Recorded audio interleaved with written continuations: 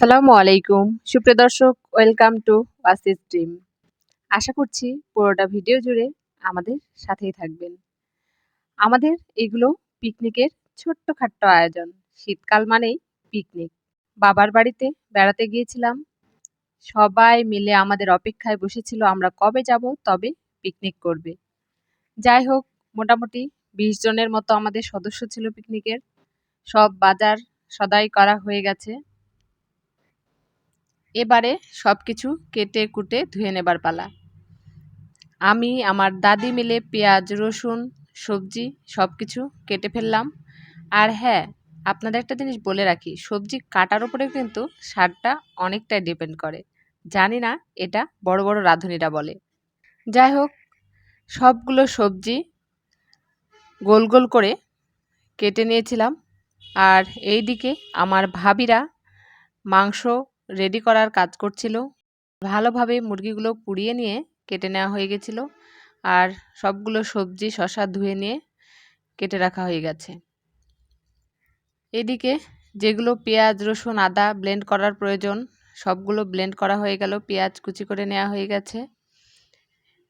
এগুলো সব মুরগির গলা, গিলা, চামড়া আর এই যে রোস্টের মাংসটা ভালোভাবে লবণ দিয়ে মাখিয়ে কিছুক্ষণ রেখে দিতে হবে। আজকে কিন্তু অনুষ্ঠান বাড়ির মতো করে রোস্ট রান্না করা হবে। আর আমাদের যেহেতু খড়ির চুলায় রান্না হবে, তাই আমার বুড়াম্মদের বাসায় এইভাবে খড়ি কেটে নেওয়া হচ্ছে। কুড়োল দিয়ে বাঁশগুলো ফাটিয়ে নেওয়া হচ্ছে। আর এখানে একটা চুলা তৈরি করা হয়েছে। দারুণ সাজো সাজো রব, সবার মনে অনেক বেশি আনন্দ। আর রোস্টটাও ভেজে নেওয়া হয়ে গেছে। বড় পাতিলে ভাত দেওয়া হয়েছে। আর এইদিকে মুরগির মাথা, গলা, গিলা, চামড়া দিয়ে সবজি রান্না করা হবে মিক্সড। সবগুলো মশলা দিয়ে, মাংসের মশলা দিয়ে ভালোভাবে কষিয়ে সবজিটা দেওয়া হয়েছে। সবজিতে কিন্তু একটু পরিমাণও পানি যাবে না। সবজি থেকে যে পরিমাণ পানি ছেড়ে দেবে সেটাতেই এই সবজিটা রান্না হবে। খুব বেশি দারুণ লাগে খেতে। এদিকে রোস্টটা রান্না করা হচ্ছে। দারচিনি, গোলমরিচ, বড় এলাচ, ছোট এলাচ, তেজপাতা সব কিছু দিয়ে পেঁয়াজ দিয়ে ভালোভাবে ভেজে নিতে হবে। পেঁয়াজটা কিন্তু বেরেস্তা থেকে হালকা একটু লাইট কালার থাকতে দিয়ে দিতে হবে পেঁয়াজ বাটা, আদা রসুন বাটা। দিয়ে দেওয়া হলো রোস্টের মশলা, প্যাকেট মশলা রাঁধুনির। এটা কিছুক্ষণ আগে ভিজিয়ে রাখা হয়েছিল। আর বাটিটা ধুয়েই সামান্য একটু পানি দিয়ে দেওয়া হলো। রোস্টের ক্ষেত্রে একটা বলে রাখি, অনেকেই বলেন যে রোস্ট স্বাদ হয় না। আসলে কিন্তু কোনো ট্রিক্সই নেই। মশলাটা আপনি যত বেশি কষাবেন সময় নিয়ে, আপনার রোস্ট ভালো হতে বাধ্য। যে রান্না করতেও জানে না কোনোদিনও, তার রোস্টও খেতে অনেক বেশি মজা লাগবে। এর মাঝে মরিচের গুঁড়ো এবং কাঁচামরিচ দিয়ে দেওয়া হলো। আর স্বাদমতো লবণ, সামান্য একটু পানি দিয়ে বারবার করে কিন্তু কষিয়ে নিতে হবে। মোটামুটি পানি দিয়ে রোস্টের মশলাটা 4 বারের মতো কষানো হয়েছে। এর মাঝে দিয়ে দেওয়া হলো বাড়িতে পাতানো টক দই।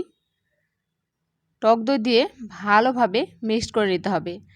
আরেকটা টিপস বলি, যদি আপনাদের বাসায় টক দই না থাকে তাহলে দুধের মধ্যে আপনারা যতটুকু দই বানাবেন সেই পরিমাণ দুধের মধ্যে লেবু চিপে দিয়ে হালকা মৃদু আঁচে চুলার উপরে রেখে দেবেন। একদম টক দই 1 ঘন্টাও লাগবে না, টক দই তৈরি হয়ে যাবে।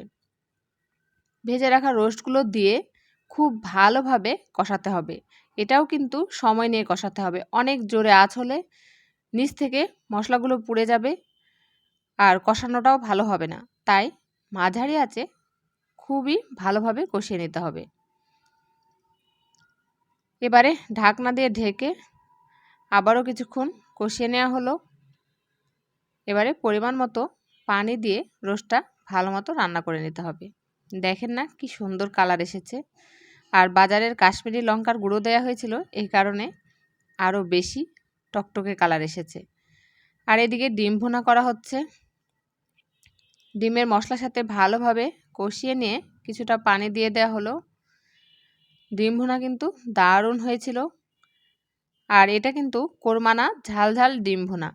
দেখতে পাচ্ছেন কি সুন্দর হয়েছে, খেতেও কিন্তু তেমনই সুন্দর ছিল। কি আর বলবো, দুঃখের কথা, খেতে বসেই কারেন্ট চলে গিয়েছিল। টর্চের লাইট জ্বালিয়ে সবার খাওয়া হয়েছে আর কি।